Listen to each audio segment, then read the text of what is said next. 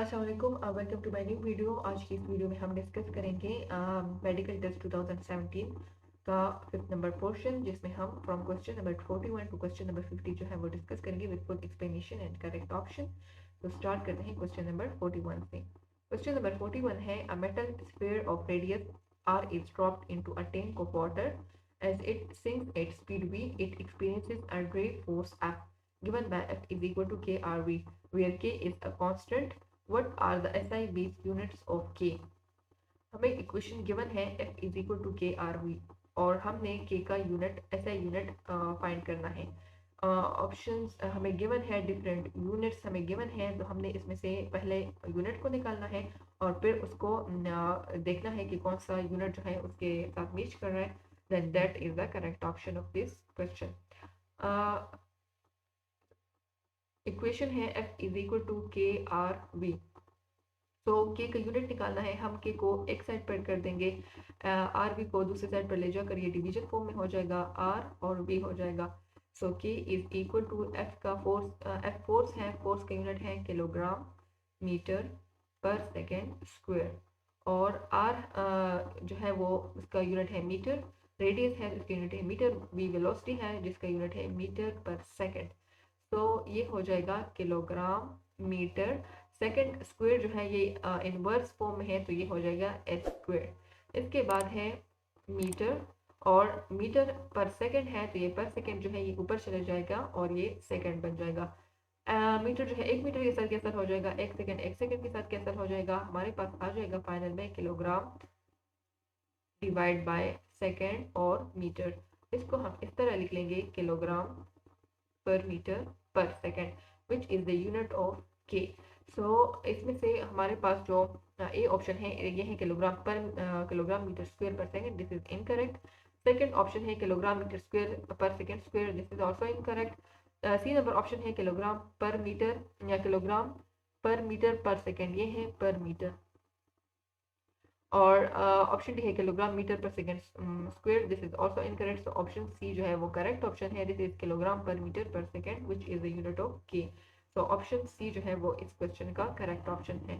Question number 42 है that choose the correct sentence. कौन से क्वेश्चन सेंटेंस जो है वो करेक्ट है। ऑप्शन ए है, how long are you wearing glasses. So this is incorrect, क्योंकि यहाँ पर आई नहीं आता। ऑप्शन बी है, how long do you wear glasses, ये भी इनकरेक्ट है। ऑप्शन सी है, how long are you wear glasses, और ऑप्शन डी है, how long have you been wearing glasses. So ये सेंटेंस है प्रेजेंट परफेक्ट कॉन्टिन्यूस का, कॉन्टिन्यूस परफेक्ट कॉन्टिन्यूस है, इसलिए यहाँ पर हैव बीन और आई आया है, और ये इसमें से ऑप्शन डी जो है वो करेक्ट ऑप्शन है टेंस के लिहाज से। Question number 43 है, a Carnot engine working between 200k and 400k has work output of 600 joule per cycle. How much heat energy is supplied to the engine from the source in each cycle? हमारे पास एक Carnot engine है जिसका एक temperature है 200k और दूसरा temperature है 400 kelvin, और उसका वर्क आउटपुट है 600 जॉल। सो क्वेश्चन में पूछ रहे हैं that how much heat energy is supplied to the engine from the source in each cycle, यानी सोर्स की हीट एनर्जी हमने फाइंड आउट करनी है। ऑप्शन ए है 1400 जॉल, ऑप्शन बी है 1200 जॉल, ऑप्शन सी है 1700 जॉल, और ऑप्शन डी है 1300 जॉल। सो सबसे पहले हमने इस कॉर्नट इंजन की एफिशिएंसी फाइंड करनी है, और फिर हमने इसका इनपुट फाइंड करना है, क्योंकि सोर्स वाली हीट एनर्जी हमने फाइंड करनी है। तो एफिशिएंसी फाइंड करने के लिए हमारे पास ये फॉर्मूला है 1 minus T2 divide by T1। T1 है हमारे पास 400 केल्विन और T2 है 200 केल्विन। सो एफिशिएंसी हो जाएगा 1 माइनस T2 जो है हमारे पास है 200 और T1 है 400। इसका एलसीएम आप लोग ले लो तो हो जाएगा 400 माइनस 200 डिवाइड बाय 400। 400 से माइनस कर लो आप 200 को, आपके पास आ जाएगा 200 डिवाइड बाय 400। दो जीरो के साथ कैंसिल हो जाएंगे, 2 1 2 2 2 4, ये इक्वल हो जाएगा 0.5 के। इसके आप 100 मल्टीप्लाई कर लो, क्योंकि हमने परसेंट फाइंड करनी है, एफिशिएंसी वो हम फाइंड करेंगे परसेंटेज में। So it means that this Carnot engine has 50, this Carnot engine is 50% efficient। इसकी एफिशिएंसी इक्वल है 50 के, और अब हमने इनपुट फाइंड करना है। इनपुट के लिए फॉर्मूला है efficiency is equal to output divide by input. Input आप यहाँ शिफ्ट कर ले और एफिशिएंसी को यहाँ पर, तो ये हो जाएगा input is equal to output divide by efficiency. Input equal हो जाएगा, आउटपुट है हमारे पास, वर्क आउटपुट है 600 जूल और एफिशिएंसी 0.5 हम लगाएंगे। तो 0.5 पॉइंट के बाद 1 डिजिट है, ऊपर हम 0 लगा देंगे और पॉइंट रिमूव हो जाएगा। तो ये हो जाएगा इनपुट इज इक्वल टू 600 और एक 0 हम पॉइंट की वजह से लगा देंगे, नीचे हो जाएगा 5। इसको इसके आप डिवीजन कर दें तो 5 1 5, 5 1 5, 1 यहाँ शिफ्ट हो जाएगा, ये 10 बन जाएगा, 5 2 10 और इसके बाद 2 0। So it means that source the heat energy which is supplied by the source to the engine in each cycle is 1200 joule, in which the 600 is used in the work output and 600 जो है वो sink को transfer हो जाता है। तो total जो है वो हमारे पास 1200 जूल इनपुट जो कॉर्नेट इंजन है वो हीट एनर्जी सप्लाई करता है फ्रॉम द सोर्स। तो इसमें से ऑप्शन बी जो है वो करेक्ट ऑप्शन है, 1200 जूल। Question number 44 है, what happens when charge is supplied on a soap bubble? Option A, it collapses. Option B है its radius increases. Option C है its radius decreases. Option D है none of the above. So जब charge हम supply करते हैं soap bubbles को, so उसका radius affect होता है या नहीं होता, या इंक्रीज होता है या डिक्रीज होता है। तो सोप बबल को जब हम चार्ज सप्लाई करते हैं तो उस पर सेम चार्जेस होती हैं और same charges always repel each other. जब सेम चार्जेस एक दूसरे को रिपेल करेंगे तो it means that their radius of the soap bubble will be increases. So इस वजह से ऑप्शन बी जो है वो करेक्ट ऑप्शन है, that its radius increases when charge is supplied to soap bubble. Question number 45 है, choose the antonym for the word abrogate. Abrogate का antonym क्या है? ऑप्शन ए है ट्रांसग्रेस, ऑप्शन बी है सिग्निफाई, ऑप्शन सी है elevate, option D है ratify. The word abrogate means that to abolish. Abolish means के मनसूख करना, किसी चीज को मनसूख करना इस वर्ड का मीनिंग है। और इसका एंटोनिम मीन्स दैट इसका ऑपोजिट मीनिंग क्या होगा? तो ऑप्शन डी जो है वो करेक्ट ऑप्शन है, रेटिफाई है टू अप्रूव। टू मनसूख करना या टू अप्रूव किसी चीज को अप्रूव करना, ये इसका ऑपोजिट मीनिंग है, ये इसका एंटोनिम है। तो ऑप्शन डी जो है वो करेक्ट ऑप्शन है इस क्वेश्चन में। क्वेश्चन नंबर 46 है, that which ion is stable in aqueous solution. Aqueous solution में कौन सा आयन जो है बहुत ज़्यादा स्टेबल है? तो जिसका स्मॉल साइज हो वो ज़्यादा दे आर ज़्यादा स्टेबल होगा, जिसका साइज ज़्यादा हो वो ज़्यादा स्टेबल होगा। क्यों ज़्यादा स्टेबल होगा? जब स्मॉल साइज आयन जो है उसको हम वाटर में डिप कर दें तो उससे ज़्यादा वाटर के मॉलिक्यूल जो है वो सराउंड हो जाएंगे, उसकी हाइड्रेशन एनर्जी बहुत ज़्यादा हो जाएगी और जितनी एनर्जी उसकी लॉस हो जाएगी तो इट मीन्स वो उसकी एनर्जी वो बहुत ज़्यादा कम हो जाएगी और वो ज़्यादा स्टेबल होगा। So that ion will be stable having less energy. So यहाँ पर स्कैंडियम है, इसका साइज ग्रेटर है, लिथियम है, इसका साइज सबसे स्मॉल है। सो ये करेक्ट ऑप्शन है। बेरियम और सोडियम का भी साइज जो है वो लिथियम से ग्रेटर है। सो इस वजह से लिथियम जो है is more stable in aqueous solution. Question number 47 है, that colloidal particles can be separated by using. Option A है ordinary filter paper, option B है coarse filter paper, option C है फाइन फिल्टर पेपर और option D है extremely fine filter paper. Colloidal particles जो है उसकी separation किस filter paper के थ्रू होती है? So colloidal particles can be separated by ordinary filter paper, but that type of ordinary filter paper को हम कहते हैं ultra filter paper. Ultra filter paper, और जिसके पोर साइज जो है वो this is less than 1 nanometre.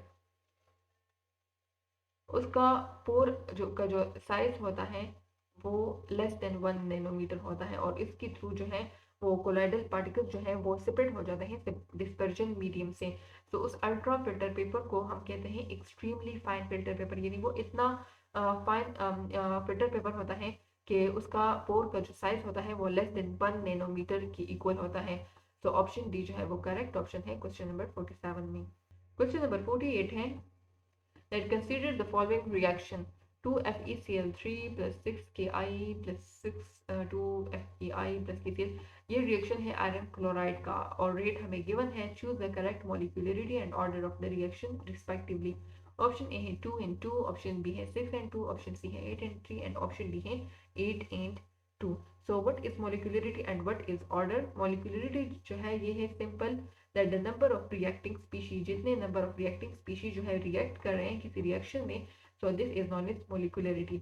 और ऑर्डर किसे कहते हैं? दिस इज एक्सपेरिमेंटली, यानी जो एक्सपेरिमेंटली डिटरमाइंड टेक्निक के थ्रू फाइंड किया जाता है ऑर्डर को।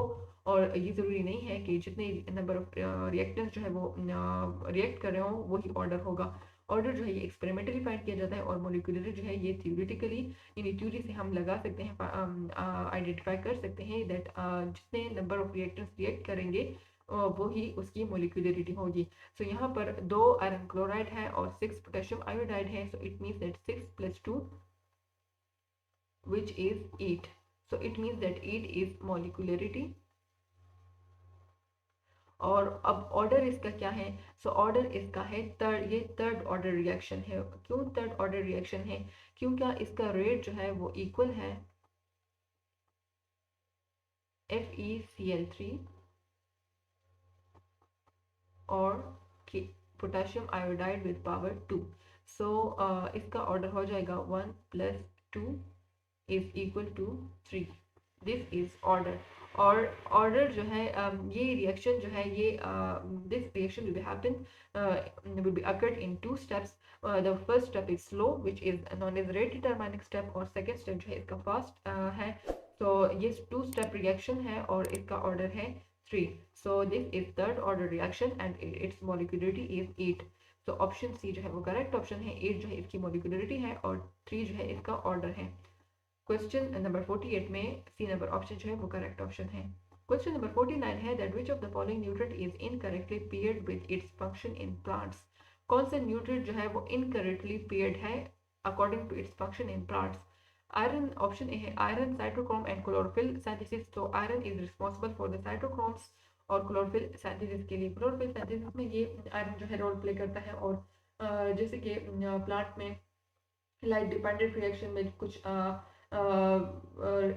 चेन्स हो तो उसमें से साइटोक्रोम बी, सी, A3 ये सारे जो है ये यूज़ किए जाते हैं। सो आयरन ये इसका फंक्शन जो है ये करेक्टली पेयर्ड है। ऑप्शन बी है मोलिब्डेनम। सो मोलिब्डेनम जो है सेल की परमेबिलिटी में रोल प्ले करता है। So this also correctly paired.